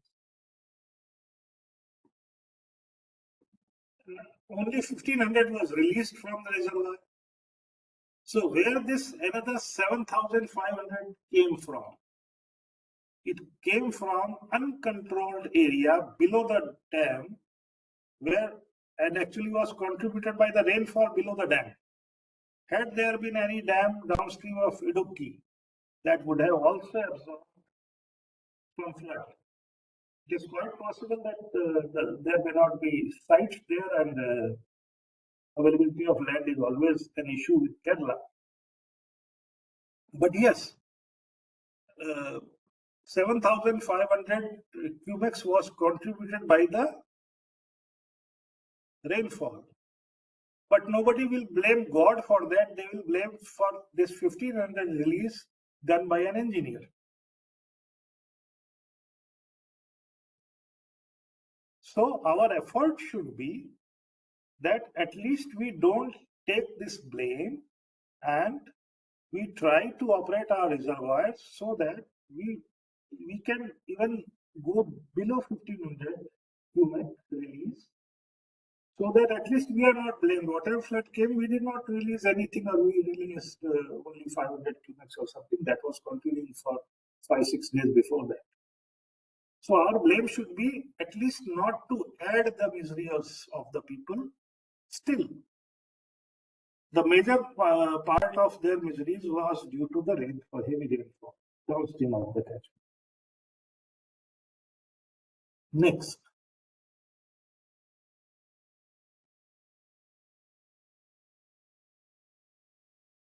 There are issues in Kerala.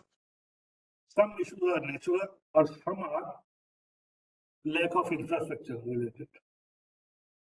Very high rainfall, there is steep terrain, due to steep terrain, there are larger velocities and less time of concentration, up to just 2-3 hours. Small but flashy rivers, limited land availability. And there are certain areas in Kerala, in Pamba Basin, that are below mean sea level.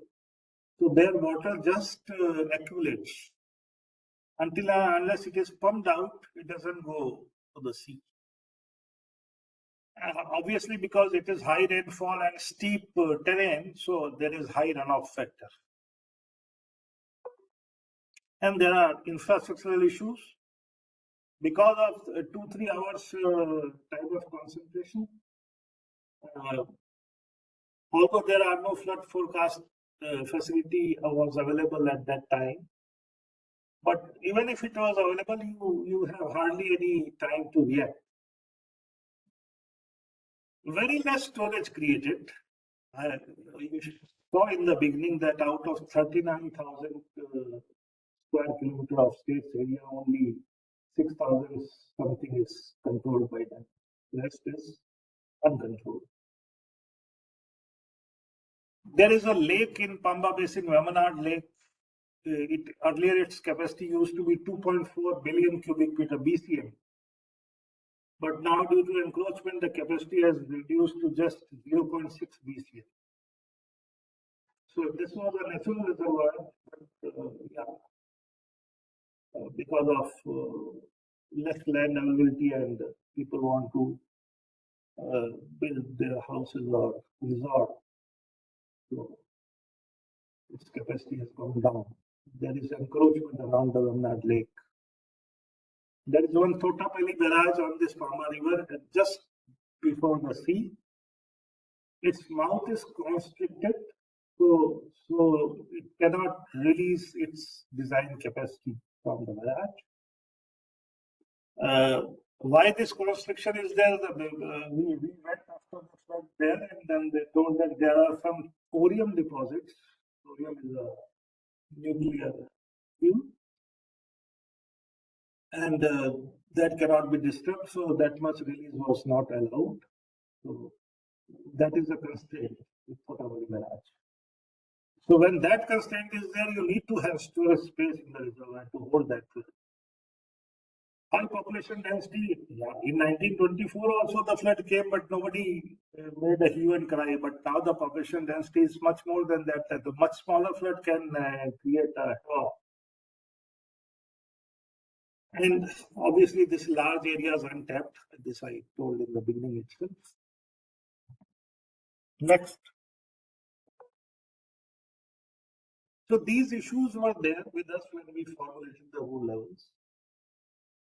These are the salient features. Dam top level is 736. FRL is 732.43. 732.5 you can say, just to remember. The crest level is this much, 723. 1 second, please. Hello. अभी अपने हिसाब से बात करूंगा, मेरा lecture चल रहा है.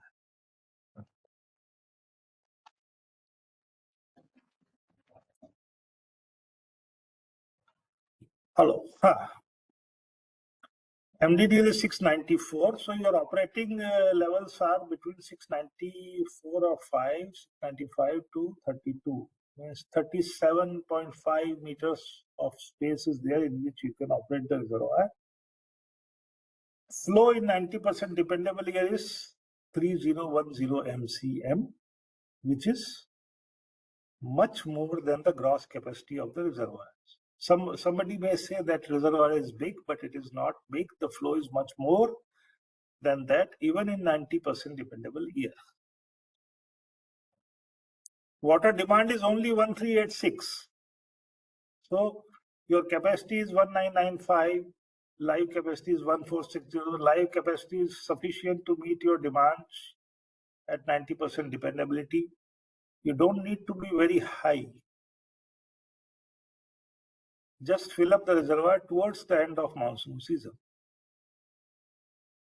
The target level at the end of the May is fixed at 704.39 for deriving lower. I told you that on 31st May, I want to have a target that I should not be below this point. The monsoon may get delayed next year, so I have to take into account that particular thing also. So this is slightly above the MDDL. MDDL is 694, and I have not allowed the rule levels below 704. The target level in the reservoir at the end of monsoon season on September 30th is kept as 731.53 to have extra flood cushion. September 30th is taken as end of monsoon season.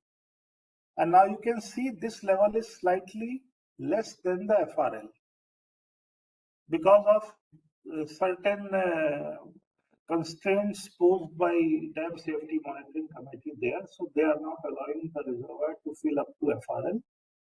So at present, you can say that operating FRL is 731.53. So if you remember, the reservoir levels were when the flood wave came, they were at 730.5. So hardly 1 meter space was there.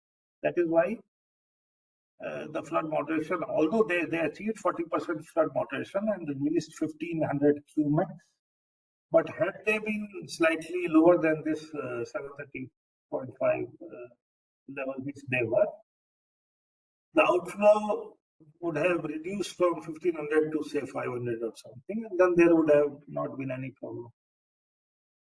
Next.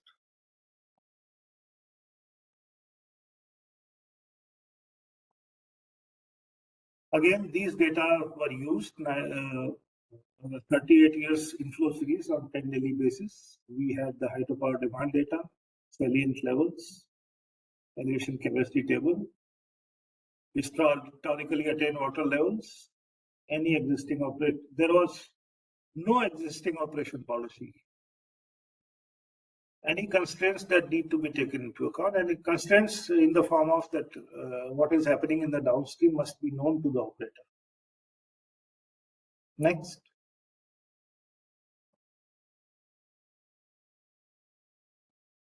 General approach is the same which I told while formulating the rule levels in the previous lecture.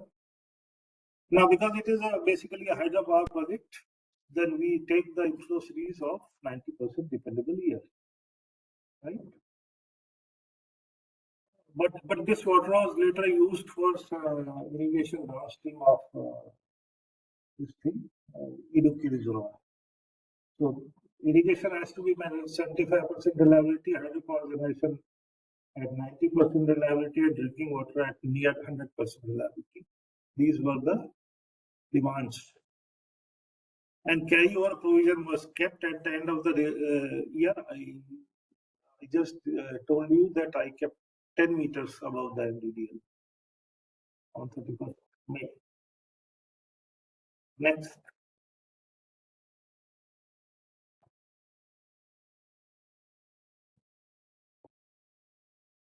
This is the method. Determine 90% dependable flows, 75% dependable flows, 50% dependable flows. Arrange the total inflow in descending order, the rank of scale. Then you determine 90%, 75%, 50% dependable flows, even 25% dependable flows. So you can see in a 90% dependable year, the flow is 1015.04 MCM, 75% dependable 1392.75, 50% dependable 1636, 25% 1916, average 1659. Next.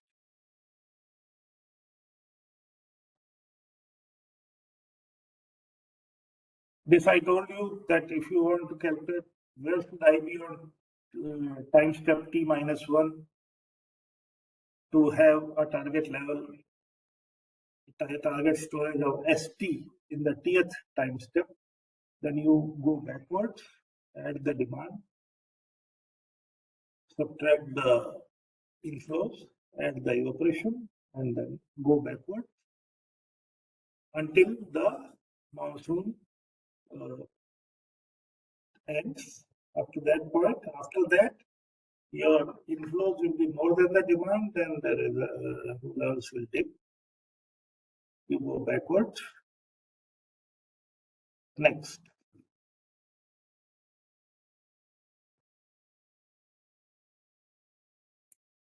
Derivation of how the conservation rule levels were derived. Target level at the end of hydrological year 704.39 against MDDL of 694. So around 10 meters I kept above. Build up rule levels for backwards by computing this thing. This thing I have told you. Check if rule levels crosses FRL, and if so, the demands are higher. Adjust the demand slightly. Conservation rule levels for normal demands is ready. Zoning. Draw more conservation rule levels. I told you that one is normal rule level, one is in a dry year, one is in a wet year. For dry years, you can have curtailment of demands by 20%, 40%, 50%, whatever. So there will be number of lines for the lower rule levels. But upper rule level will be only one line. You have to be either on or below that before the impingement of the floodway. Next.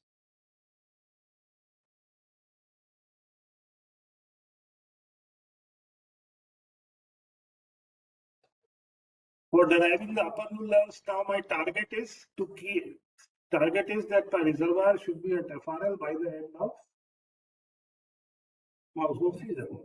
Do the same exercise starting from that point and travel backward. So this will be your upper rule level. Lower rule level you started from 31st May. Upper rule level in this case you starting backwards from 30th September. That is the end of monsoon season. Next.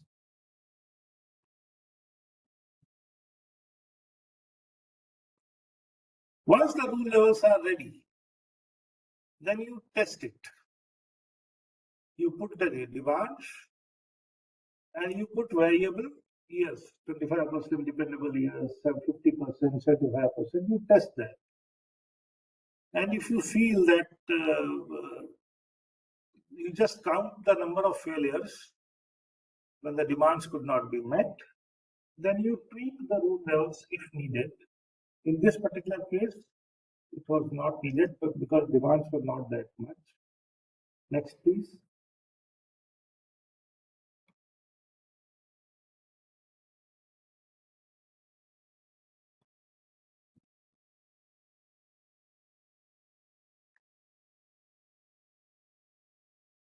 Next, please.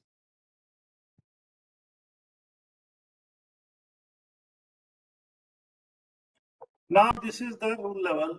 You can see the topmost line is MWM. The second line from the top is FRL.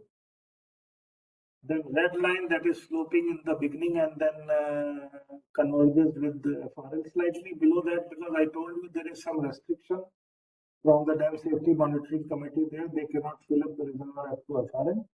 So that is slightly below the FRL after the filling season. And in the filling season, it is sloping. Gradual filling is there. And blue line is your normal for full demand. And this one is for those years when you may be below the normal rule level, then you have to have a cut in supply by 20%. You can have another line below it for 30%, 40%, 50%. That is up to you. More number of lines you give, it will give more information to reservoir operator that what he is supposed to do, how much he has to impose cut. If you are above the blue line, that is normal lower rule level, then you are in a comfortable position. You can generate more easily, no problem.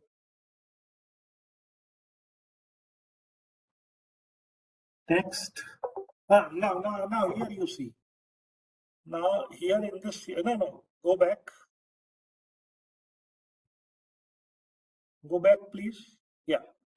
Now here you see on 14th of August in 2018, they were on 730.5 level. And in this particular case, you see, if you try to interpolate on 14th August and go up to upper rule level, red line, then it is around 726 or 727. So ideally, there should have been on 726 or 727. If they were on this level, this 1500 cumex also would have got substantially reduced outflow. But because they were at 730.5, so there was not much scope. So 1500 they released and attracted the blame. But the actual flow in the river from contribution downstream was much more than that, and 9,000 cubic was flowing in the river. So after this, they are following these rule levels for the last 6 or 7 years, 2019, 20, for the last 6 years, and they have not had any problem after this. Next, please.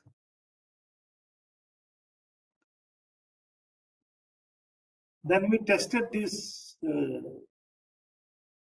rule levels against 90% dependable flow. Now, all other lines are your rule levels, but the line having red dots, second from bottom, is actually how the reservoir levels would go in a 90% dependable year. Now you can see in a 90% dependable year, it is above the lower rule level, but comfortably below the upper rule level. So 90% dependable is perfectly fine, and there are practically no spills. Next.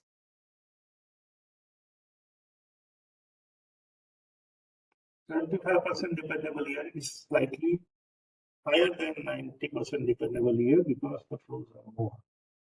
Now you can see earlier there were no spills, but here this particular line is merging with your upper level for some time. And for those years, for those time steps, there will be spills. But it is contained either at or below the upper level. That condition I imposed in the Excel file. Okay. So, but because I imposed that condition, so obviously there will be spills. Next, 50% dependable spills have increased.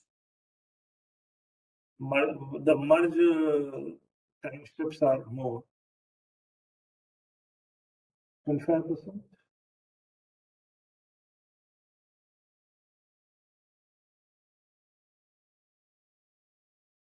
Next, please.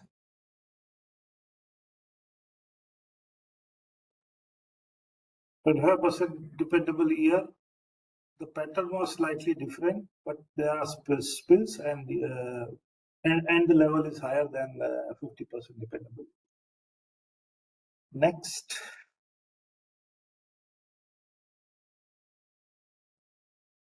%, dependable flow, same thing, and level is higher. Spills are there.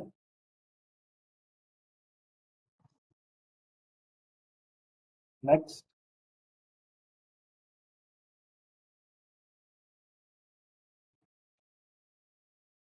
Same thing for Ida Malaya Reservoir. Similar exercise was done. We can skip what is there. We directly go to the rule level next. Ida Malaya is also on Periyar River, but on a tributary of Periyar River. The similar rule levels were there for Periyar also. And there were 3 lower rule levels. Middle one is for normal. Upper one is for 20% extra demand that can be met. And lowest one is 20% less. Below that also you can draw as many lines as you want. They all end at the same point, providing you the carryover storage on 31st May for the next year. Results and conclusions. Reservoirs could meet their designated demands in this particular case, at near 100% reliability. Extra hydropower generation can be made to lower water levels in monsoon season, because it was mostly above the lower rule level. Probability of reaching FRL at demand level of 90% dependably. Idukki Reservoir 60% of the times it reached. Ida Malaya 26% of the time, 84% of the times, and Kakki Reservoir is smaller than these reservoirs, 90% of the times it reached FRL. So that is a good thing. Even if reservoir is reaching 60% of the times FRL and your demands are not suffering, it is a good thing. That means you are providing your flood cushion also effectively without compromising with fulfillment of demands. There is scope for creation of dynamic flood cushion. You saw that in 2018 the starting level was 730.5, but that could have been kept at 726 or something. So at 5-6 meters was scope was there. So there is scope for creation of dynamic flood cushion, and without compromising with the demands. Reservoir to fill up gradually so as to reach FRL by the end of September, this particular reservoir. More storage reservoirs needed wherever feasible for flood moderation and other multi-purpose uses, because 85% of the Kerala state is still not controlled by reservoirs. So flood will happen because in those areas there is no role of reservoirs. The flood early warning system may provide additional alert time so as to have the advantage of pre-declaration. If the flood forecasting facility is there, then you can create some more space for flood moderation. If you receive a good flood forecast timely, then you can pre-deplete the reservoir to accommodate some more flow. In the absence of flood forecasting system, you only have rule levels. But flood forecasting system will aid to the operation of reservoirs in addition to rule levels. Next.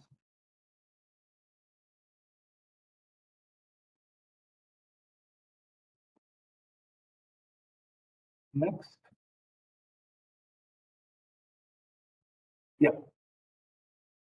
Let me see the questions.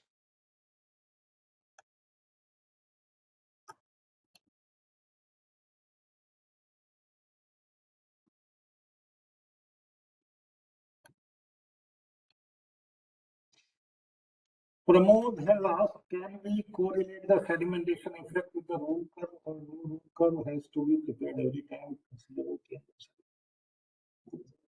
Yeah, I told you that you have to revise your rule levels at least once in 5 years, taking into account the revised storage capacity, right? So not every time, yeah, every 5 years if you are doing, then that is good enough. SDS of Telangana, whether conservation rule curve can cross upper rule? No. There is no benefit because you are in, if upper rule is means it is the topmost level, upper rule level. You should not be above that. If it is crossing, then if your lower rule level is crossing the upper rule, you adjust your demands.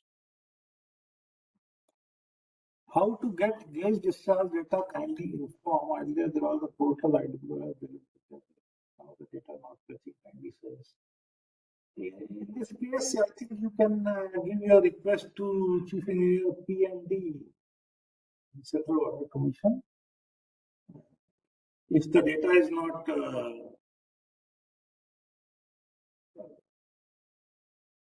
is available, they will give. If it is there is some kind of secrecy is there for some classified basins like Ganga and Brahmaputra and maybe Indus also. For that, special permission is needed. Otherwise, for all other basins, you can get it from CEPND if it is not available on the hours.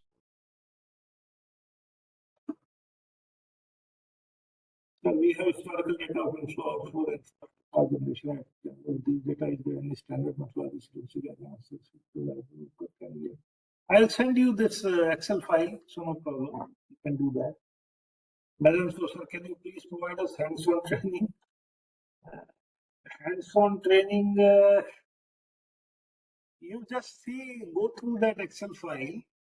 If needed, what are your specific queries? I'll try to answer. The hands-on training may take 2 or 3 days, and online it is not generally very beneficial. But I will try providing help to you online. Yeah, session, but if practical training can be provided to benefit. So it is seen that in nearly 100 years, the rainfall reached values touching PMP. How to anticipate the climate change in relation to it is nearly 100 years, the rainfall reached values touching PMP. How to see? PMP is normally a very high rainfall when all the factors are favoring high rainfall. So that normally doesn't happen. Yeah, it is not improbable also. And these things are very difficult to anticipate. So that is why we design our project for design floods. When we design floods, we have taken into account such kind of situations. And then you have your inflow warnings and etc. from CWC. You can use that. If it is beyond that PMP values, normally it will not happen, but not improbable also, and no one can anticipate that. How to get gauge discharge data, kindly. Now I have told you that you have to contact PND, CWC. So when the water level crosses the banks of the river and encroaches the floodplain, all the discharges in the order of now, the 9,000 meter cube per second is only the discharge estimated only through the gauge and discharge curves. But yeah, obviously the extent would have been much more. So actually the discharge would have been of the order of say 10,000, 11,000 something. That shows that the contribution from the dam was only 1,500. And in this particular flood, it was such a high flood that almost 12 or 13 districts of Kerala were flooded. And Kerala has total 14 districts. Yeah, so obviously all banks were spilled. So the discharge are estimated only, and obviously they are at lower side. Can you please let the rule comes we already done for one project and can you comment so that we can proceed for? If the data is there, I can do that. Whether energy generation is affected in KSEV, consequently this KSEB can answer from the rule levels I gave and the demands they gave. I'm telling that you keep the reservoir levels down by generating more power rather than spilling it in the end non-beneficiary. Right? You keep the reservoirs level down by generating power. So most likely the power generation would have not been affected. If it was getting affected, they would have contacted me. Whether the rule is applicable only for dams capacities?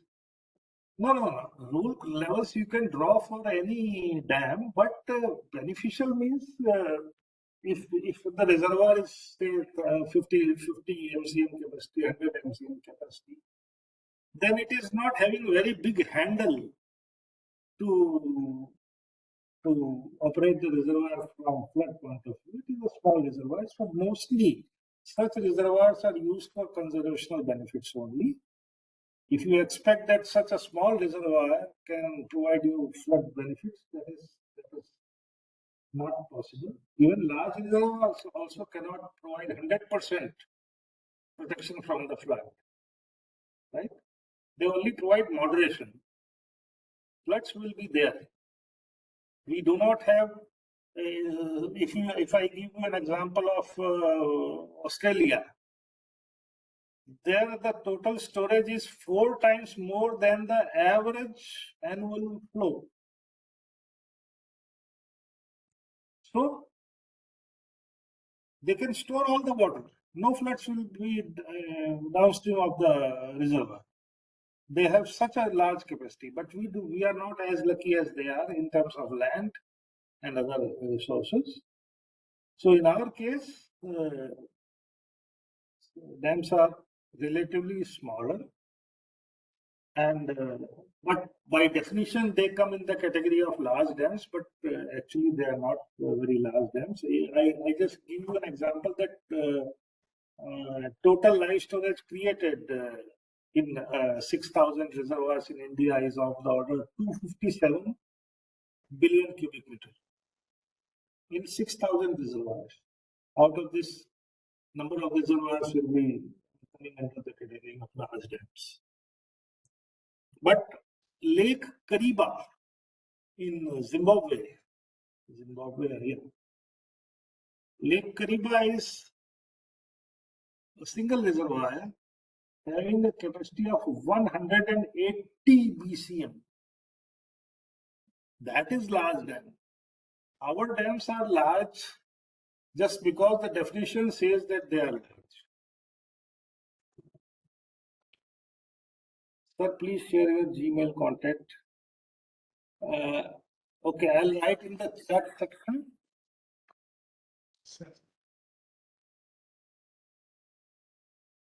Sir contact ना वो लिख सकते हैं ना.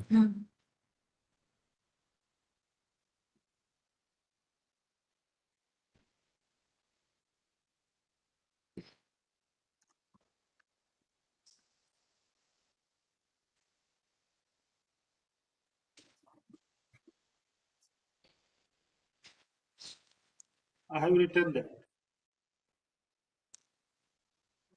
I'll speak it out also. Rishi 1964@yahoo.com.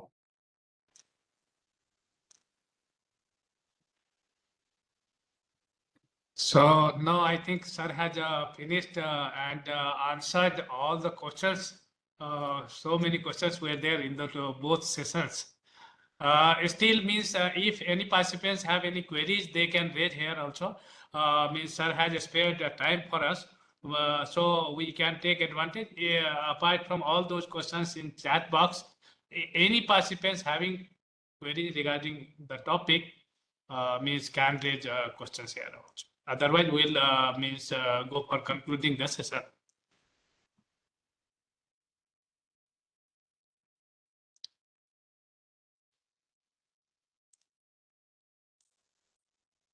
So, right, I think all the queries have been answered, so participants have no more queries. And I hope that am I audible to all the participants. And this session I must thank, first of all, I must thank to Sir Rishi Srivastava sir for sparing his valuable time and for taking these sessions.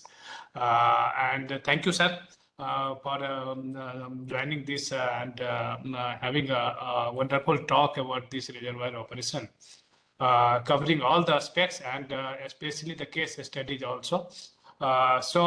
Thank you, sir, and thank you all the participants. I thank you, thank to all the participants who have participated in this webinar topic. And now means if no queries are there, so means just I am concluding this session. And next session, just I'll start it.